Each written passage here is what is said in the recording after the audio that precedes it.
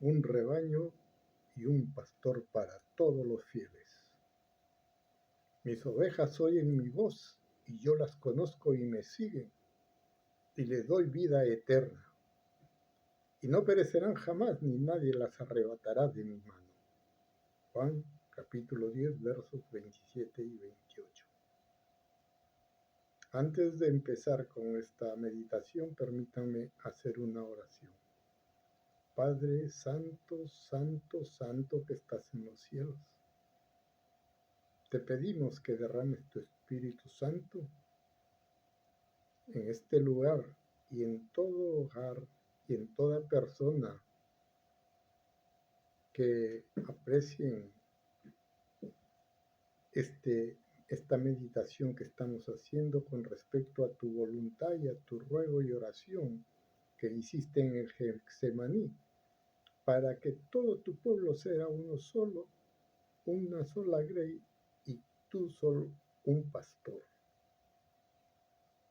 Derrama tu Espíritu Santo y graba en nosotros tu mensaje, Señor, tu deseo que tú ordenaste, para que en este último tiempo especialmente todos nos congreguemos bajo tu santa voluntad, bajo tu palabra escrita. En el nombre de Cristo Jesús te lo pedimos. Amén. Amigos y hermanos de todas las congregaciones, en particular a nuestros hermanos católicos, permítanme compartirles mi gran preocupación con respecto a las sustanciales diferencias de creencias y prácticas de adoración que existen entre nuestras congregaciones, aun cuando cada una confesamos seguir al Dios verdadero y declaramos con absoluta certeza tener la verdad. Nuestro Dios y Padre Celestial, en su grande providencia, nos ha dejado como testimonio las Sagradas Escrituras, en las mismas que se haya bosquejado el plan de redención para la raza humana, y nos dice que toda la Escritura es inspirada por Dios y es útil para nuestra salvación, como está registrado en 2 de Timoteo, capítulo 3, versos 16 y 17. Asimismo, es enfático, ya que tanto en Deuteronomio, capítulo 4, versos 1 y 2, Proverbios, capítulo 30, versos 5 y 6, y en Apocalipsis, capítulo 22, versos 18 y 19, habla de la inalterabilidad de su palabra y nos advierte contra la distorsión de cualquier tipo, ya sea aumentando, quitando, falsificando o malinterpretando deliberadamente su contenido. La advertencia es explícita y terrible. Las plagas del Apocalipsis caerán sobre cualquiera que sea culpable de contaminar o adulterar las revelaciones de este libro, y aquellos que lo hagan no tendrán parte en la vida eterna. Con respecto a las diferencias en las creencias y prácticas de adoración que existen entre las diferentes denominaciones, debemos considerar la carta a los Efesios, en la cual está resumido el Evangelio eterno. En el capítulo 4 de Efesios, versos 1 y 7, nos afirma: Yo pues, preso en el Señor, os ruego que andéis como es digno de la vocación con que fuisteis llamados, con toda humildad y mansedumbre, soportándonos con paciencia los unos a los otros en amor, solícitos en guardar la unidad del Espíritu en el vínculo de la paz. Un cuerpo y un espíritu, como fuisteis llamados, en una misma esperanza de vuestra vocación. Un Señor, una fe, un bautismo, un Dios y Padre de todos, el cual es sobre todos y por todos y en todos. Pero a cada uno de nosotros fue dada la gracia conforme a la medida del don de Cristo. Si el Señor, entre muchas cosas importantes, destaca que existe un solo Dios, un solo Evangelio y eterno, y una sola y férrea unidad de la Iglesia, entonces debiéramos preguntarnos, ¿Por qué que existen tantas denominaciones afirmando tener la verdad y cumplir a cabalidad el Evangelio de Cristo, cuando en realidad nuestros credos y prácticas de adoración difieren sustancialmente? Y debido a ello es que aparentemente existen diversos evangelios. Dios en su providencia no ha dejado nada oscuro, por lo que nos advierte con sorprendente claridad de dónde proviene todo este desacuerdo. En el libro de Gálatas, capítulo 1, versos del 6 a 10, nos dice: estoy maravillado de que tan pronto os hayáis alejado del que os llamó por la gracia de Cristo para seguir un evangelio diferente. No que haya otro, sino que algunos que os perturban y quieren pervertir el evangelio de Cristo, más así aún nosotros, o un ángel del cielo, o antes anunciare otro evangelio diferente del que os hemos anunciado, sea anatema. Como antes hemos dicho, también ahora lo repito: si alguno os predica diferente evangelio del que habéis recibido, sea anatema. Pues, ¿busco ahora el favor de los hombres o el de Dios? ¿O trato de agradar a los hombres? Pues si todavía agradara a los hombres, no sería siervo de Cristo. Dios nuestro Padre está siendo demasiado claro al decirnos que uno solo es su evangelio.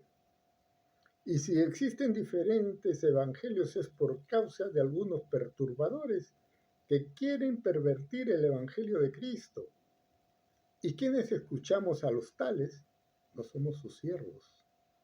Y resulta muy lamentable que muchos de nosotros, quienes nos declaramos cristianos, estemos siguiendo un evangelio pervertido, siendo fácilmente engañados por causa de nuestra negligencia en escudriñar las Escrituras, toda vez que nos resulta más fácil creer, hacer y repetir lo que otros nos dicen.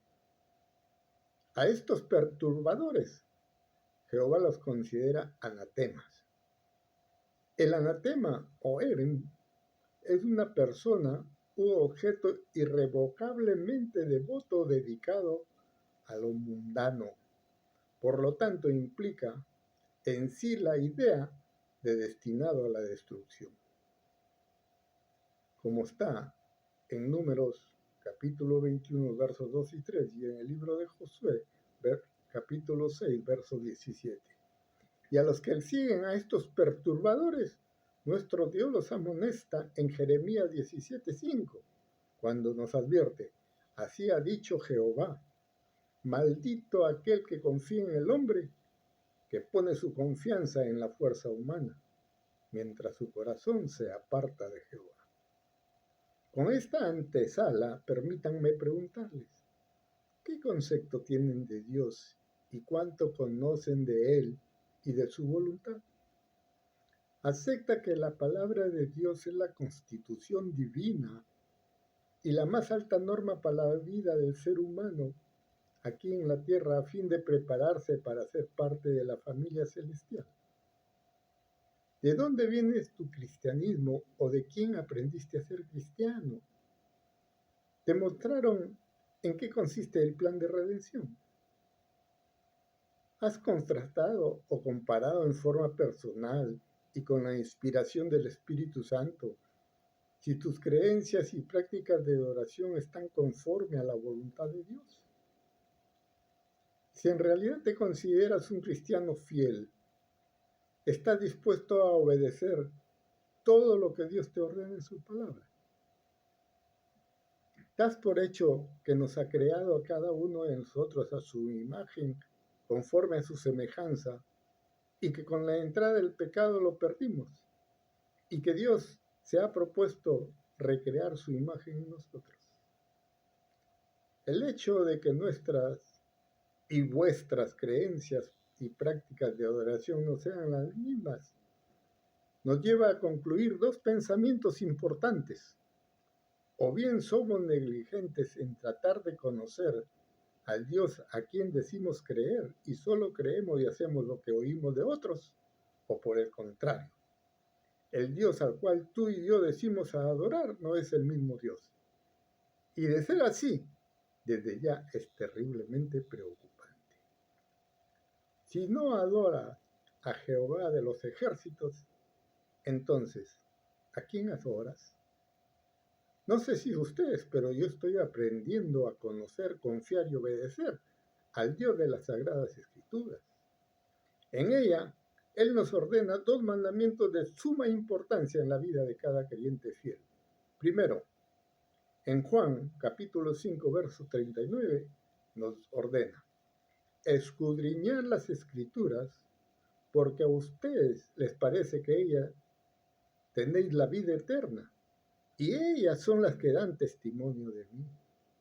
Y en segundo lugar, en el libro de José, capítulo 1, versos 8 al 9, nos dice, nunca se apartará de tu boca este libro de la ley, sino que de día y de noche meditarás en él, para que guardes y hagas conforme a todo lo que está escrito, porque entonces harás prosperar tu camino y todo te saldrá bien. De la abundancia del texto existentes, creemos que cumpliendo con solo estos dos textos queda determinado el éxito de cada cristiano verdadero. En estos dos textos, a todo lo que deseamos prosperar nos está mandando que estudiemos la Biblia a profundidad y que hagamos de ella nuestro pan espiritual de cada día y que lo pongamos por obra en todas nuestras acciones y en el trato cotidiano con los demás. Te pregunto, ¿estás cumpliendo con eso? Por nuestra parte, al escudriñar la Biblia desde hace algunos años y al hacerlo bajo la consideración de lo que Él nos manda en Hechos capítulo 5, versos 29 al 31, que nos dice, es necesario obedecer a Dios antes que a los hombres. Estamos tomando conciencia del testimonio personal de Jesucristo. Y muchas de las creencias y prácticas, costumbres y tradiciones que antes aprendí de los hombres, he tenido que dejarlas de lado porque difieren notablemente de lo que Él nos enseña en su palabra. Y en su lugar he tenido que aprender cosas nuevas que Cristo mismo enseñó en su vida terrenal. Por igual, otras de las prácticas y creencias debo mejorarlas, ya que no se ajustan completamente a su voluntad. Una muestra de cuánto nos ama nuestro Padre Celestial es que en su palabra nos advierte que tenemos un poderoso y terrible enemigo. Leamos Efesios capítulo 6, verso 12. Porque no tenemos lucha contra sangre y carne, sino contra potestades, contra principados, contra los gobernantes de las tinieblas de este siglo, contra huestes espirituales de maldad de las regiones celestes. Nos está diciendo que no luchamos contra hombres como nosotros de carne y hueso, sino que todas nuestras guerras, angustias, dificultades y tentaciones provienen de parte de seres espirituales como Satanás y sus ángeles caídos. Y nos describe en detalle que Él está obrando incansablemente y con todo su odio y poder, en toda forma y en todo aspecto, a fin de desviarnos de los caminos de Dios. Está metido en la religión, en la economía, en la política, en los gobiernos, en los negocios, en los deportes, en la música, en las diversiones, en los alimentos, en la salud, en la educación, en los hogares, en las escuelas, colegios y universidades, en las modas, en el teatro, en el sexo, en las depravaciones, en el alcoholismo, en la drogadicción, en fin, en todo aquello que pueda alejarnos de Cristo. Y más aún, también nos alerta en Mateo capítulo 24, versos 24, cuando nos dice, porque se levantarán falsos cristos y falsos profetas y darán grandes señales y prodigios, de tal manera que engañarán, si es posible, aún a los escogidos. Aquí es donde muchos hemos sido entrampados al permitir que en nuestros hogares, congregaciones y escuelas se introduzcan creencias y prácticas que no comulgan con la palabra de Dios. Y es muy triste cuando en Mateo capítulo 13, versos 24 al 52, nos recuerda que en la iglesia están juntos el trigo y la cizaña, que el trigo es de Dios y que la cizaña la sembró el enemigo mientras los hombres dormían. Lo que nos da a entender que en toda congregación hay buenos y malos, obedientes y desobedientes, y que desde ya la cizaña tiene su condena en el verso 30, cuando nos dice: dejad crecer juntamente lo uno con lo otro hasta la siega. Y al tiempo de la siega yo diré a los seguidores: recoger primero la cizaña y atadla en manojos para quemarla, pero recoger el trigo en mi granero. Aquí el trigo representa al rebaño que escucha la voz del pastor.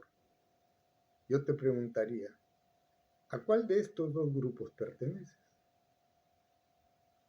Por mi parte siempre he anhelado ser fiel a Dios, y con este sincero deseo es que deseo, hace algunos años diariamente, desde que hace algunos años diariamente estudio la Biblia.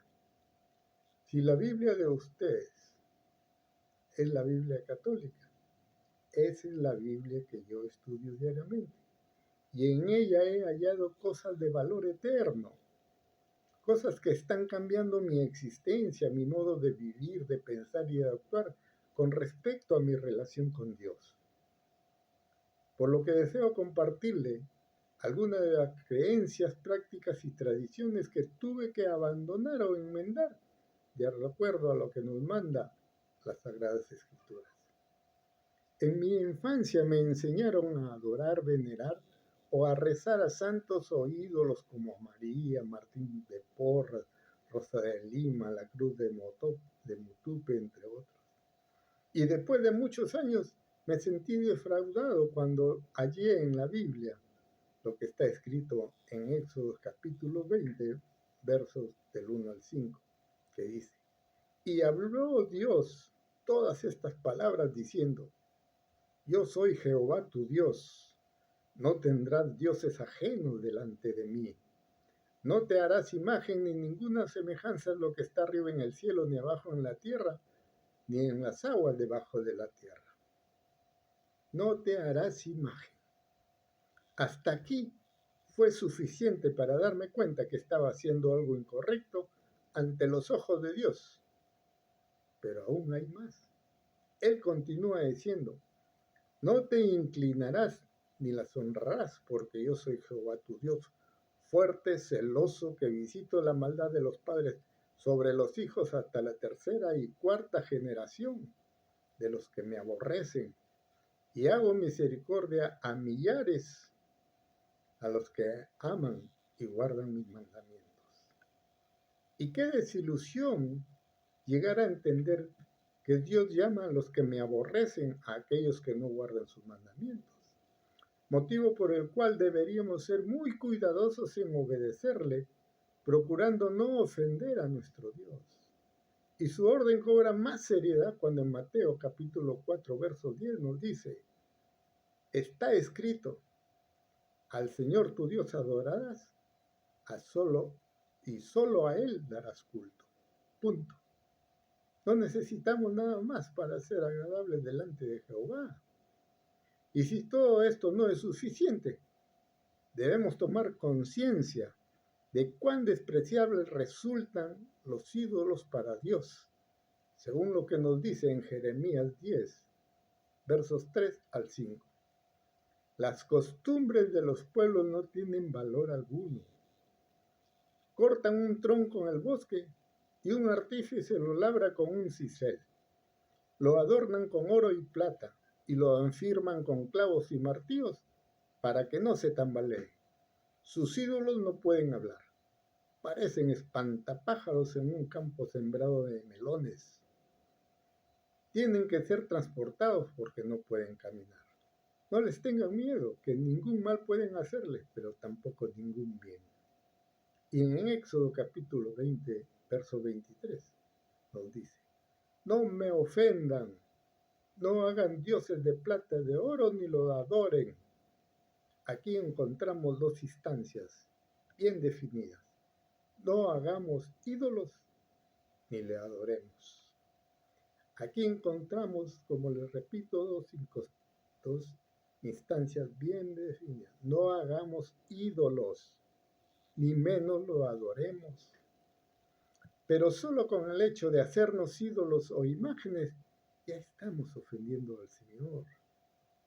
Y Él nos considera como que le aborrecemos. Es muy dura esta reprensión. Recuerdo en la escuela primaria, siendo niños, cuando uno entendía muchas cosas, cada sábado nos reunían para rezar el rosario, el cual se volvía tedioso y aburrido, puesto que teníamos que repetir sin sentido alguno la recitación de 50 Ave Marías, y cada 10 Ave Marías iba precedida de un Padre Nuestro, y seguida de una gloria al Padre. Mas ya adulto, al estudiar la Biblia, me sorprendí al ver que Jesús nos reprende en Mateo capítulo 6, versos 7 al 13, cuando nos dice, y al orar, no hablen solo por hablar como hacen los gentiles, porque ellos se imaginan que por sus vanas repeticiones serán escuchados. No hablen solo por hablar. Desde entonces, qué decepción. Nada que ver con el rosario. Mas cuán diferente y cuánto consuelo encontramos en la oración que nos enseñan en Jeremías capítulo 29, versos 12 y 13, que a la letra dice, entonces ustedes me invocarán y vendrán a suplicarme, y yo los escucharé. Me buscarán y me encontrarán cuando me busquen de todo corazón. Cuando con responsabilidad estudiamos la Biblia, llegamos a entender que la oración es una de las formas principales de desarrollar intimidad con nuestro Dios. Orar es hablar con Dios, dirigirnos a Él con la confianza de un hijo a su Padre, compartirle nuestros anhelos, nuestras incertidumbres, nuestras alegrías, nuestras impotencias, todo. Cuando oramos de corazón podemos recibir el consuelo, la paz y el amor del Padre. La oración de un justo es poderosa y eficaz, y es una de las armas principales del creyente en Jesús. Cuando oras fervientemente, el enemigo tiembla y huye. Pruébalo, hermano, pruébalo y verás. Te sorprenderá la fidelidad de nuestro Padre Dios. Podemos estar contentos porque Dios siempre oye la oración de aquellos que se le acercan con humildad. Recuerdo también cuando niño, cada domingo muy temprano nos llevaban mis hermanos y a mí a escuchar a misa de 6 de la mañana. Y aprendimos ciertos rituales que ahí se practican, pero recuerdo que no entendíamos nada de qué se trataba, ni para qué servía. En las escrituras hallamos de principio a fin, desde Génesis hasta Apocalipsis, que Dios nos manda que guardemos cada sábado de 24 horas, yendo a su templo delante de su presencia, a fin de ser santificados, conforme se registra en Éxodo capítulo 31, verso 13, y en Ezequiel capítulo 20, verso 12. A través de la observancia del sábado, es una de las maneras con que Dios nos entrena y capacita para lograr apartarnos de costumbres corruptas del mundo y poder alcanzar la santidad. Por igual, del estudio de la Biblia hemos entendido claramente que una de las más peligrosas creencias y tradiciones en nuestra vida de fe es lo referente a la doctrina de la inmortalidad del alma que en estos últimos tiempos viene inundando las redes sociales. Constantemente somos bombardeados por pensamientos humanos que subrepticiamente se publican y que son muy agradables a nuestros oídos y preferencias. Como cuando se trata de la muerte de un ser amado, siempre estamos escuchando. Ahora que estás al lado del Señor, ahora que eres nuestro ángel, desde donde estás, ilumínanos y ora por nosotros. Vuela alto, un beso hasta el cielo. y otros que van mucho más allá, como hoy hay jarana en el cielo cada vez que uno de nuestros fallecidos cumple años. En realidad, todas estas palabras suenan bien, pero ¿qué en cuanto a lo que nos enseñan las Sagradas Escrituras en referencia a la muerte de los seres humanos? ¿Cuándo comenzó la doctrina de la inmortalidad del alma? ¿Qué idea tenemos de cómo viven en el cielo que ahí habitan? Veamos el libro de Génesis, capítulo 2, verso 17. Dios manda, pero no debes comer del árbol del conocimiento de la ciencia del bien y mal, porque el día que comas de él ciertamente morirás.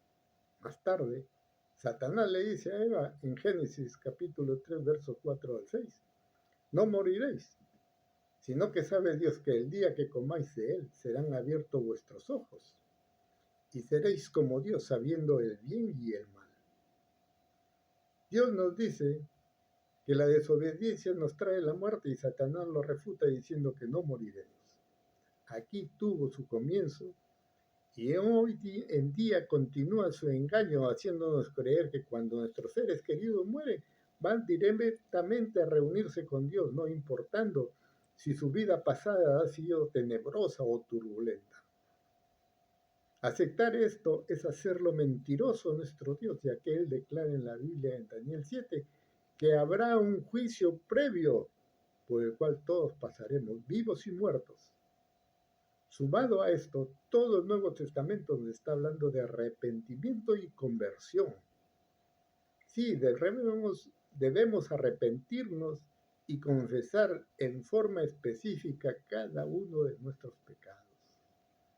Cambiar en forma drástica nuestro modo de vivir, pensar y actuar. Aborrecer a como antes vivíamos en el mundo y desear la vida de Cristo, lo cual es imprescindible porque justo en el momento de la segunda venida los muertos resucitados y los justos que aún viven, en un abrir y cerrar de ojos seremos transformados en incorruptibles e inmortales como los ángeles del cielo, según se sostiene en 1 Corintios 15:53, para poder ir a reunirnos con nuestro Dios. En la Biblia, en el libro de Eclesiastés, capítulo 9, verso del 5 al 7, leemos, porque los que viven saben que ha de morir, pero los muertos nada saben ni tienen más paga porque su memoria es puesta en olvido. También su amor y su odio y su envidia fenecieron ya, y nunca más tendrán parte en todo lo que se hace debajo del sol. Se nos está diciendo en forma precisa que el ser material, mental y espiritual ha dejado de ser y ya no participará nada en esta tierra. También hallamos ejemplos en los que se nos da la evidencia de lo que acabamos de mencionar.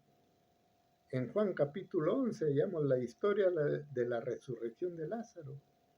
Particularmente en el verso 43 al 44 nos dice, Lázaro, ven fuera. Y el que había muerto salió atada las manos y los pies con vendas, y el rostro envuelto en un sudario. Jesús le dijo, desatadle y dejadle ir. De igual forma, cuando Jesús resucitó al encontrarse con María, le dijo en Juan capítulo 20, verso 17, Jesús le dijo, no me toques porque aún no he subido al Padre. Así como Lázaro, Jesús mismo y todas las resurrecciones registradas en la Biblia, ellos se hallaban en su tumba. En momento alguno se nos enseña que al resucitar, ellos bajaron del cielo.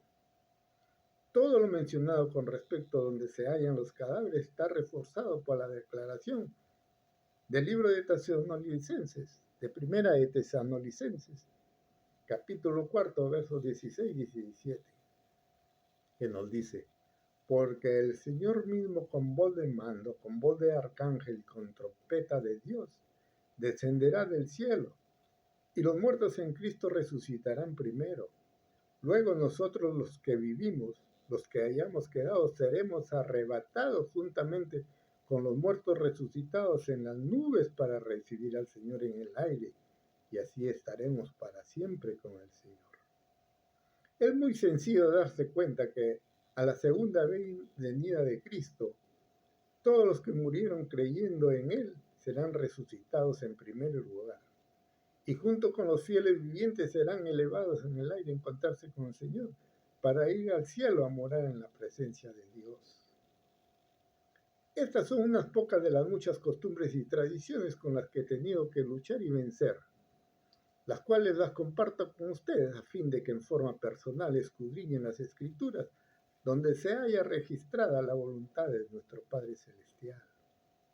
Para concluir este mensaje, permítame compartirles 2 versos que son innegables, en el sentido de que todos quienes profesamos ser cristianos estamos comprendidos en ellos. El primero se encuentra en Hechos capítulo 2, versos 47. Y el Señor añadía cada día al número de ellos los que iban siendo salvos. Nos dice que cada uno de nosotros estamos congregados en una iglesia porque Dios nos ha llevado a ella. Y en Juan capítulo 10, versos 16 al 18, se lee: También tengo otras ovejas que no son de este redil. Aquellas también debo traer, y oirán mi voz, y habrá un rebaño y un pastor. Nos dice que tiene sus ovejas en otras congregaciones, y que al final habrá un solo rebaño y un solo pastor, debiendo dejar bien en claro que el pastor es Jesucristo, y que ese solo rebaño está constituido por quienes escuchan su voz, es decir, quienes estudian y obedecen las Sagradas Escrituras. Estas razones me amparan para asegurarle que no es mi intención que alguno de ustedes abandone la iglesia en la cual congrega, ni mucho menos que cambien de religión, puesto que al pretenderlo hacerlo sería aventurarme en contradecir la palabra de nuestro Señor y Salvador. Más bien mi propósito es instarlo a usted, que cada día sea un buen y mejor cristiano ahí en el lugar que usted congrega, y que todo lo que el Espíritu Santo le enseñe en su palabra, lo viva en carne propia y lo comparta con los demás para la gloria de Dios. Así, escuchando la voz del pastor, llegaremos a conformar un solo rebaño. Esta es la misión que Cristo ha encomendado a cada uno de sus fieles.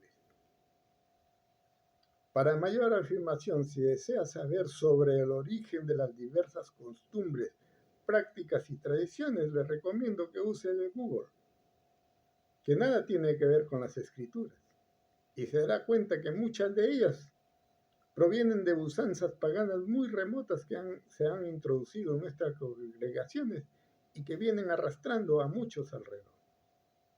Quiero recordarles que de que por primera vez el Espíritu Santo se manifestó en Pentecostés sobre todos los ahí presentes, llenándolos de poder y sabiduría para hacer la obra de Dios en bien de los demás. Ese mismo Espíritu Santo está hoy aquí entre nosotros, dispuestos a guiarnos a toda verdad, como lo registra Juan capítulo 16, versos del 13 al 15.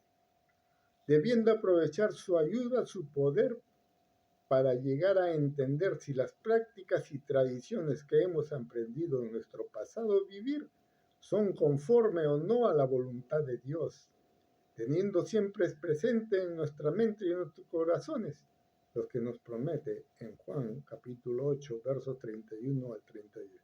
Dijo entonces Jesús a los judíos que habían creído en él: si vosotros permanecéis en mi palabra, seréis verdaderamente mis discípulos y conoceréis la verdad, y la verdad os hará libre.